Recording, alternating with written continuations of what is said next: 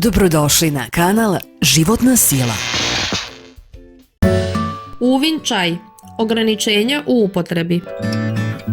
Uvin čaj je praktično nezaobilazan i daje odlične rezultate kod olakšavanja izmokravanja i ublažavanja bolova i grčeva prisutnih kod upale mokraćnih kanala i bešike.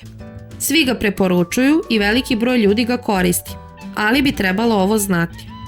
Uva je moćna biljka i ne preporučuje se deci. Većina travara preporučuje da se ne uzima tokom trudnoće ili dojenja, iako ga i dalje možete koristiti u malim koncentracijama lokalno. Neželjeni efekti uzimanja uve su obično blagi i uključuju mučninu, povraćanje i vrtoglavicu. Pošto je diuretik, ljudi koji imaju bolest bubrega treba da ga izbegavaju ili da se konsultuju sa lekarom pre upotrebe.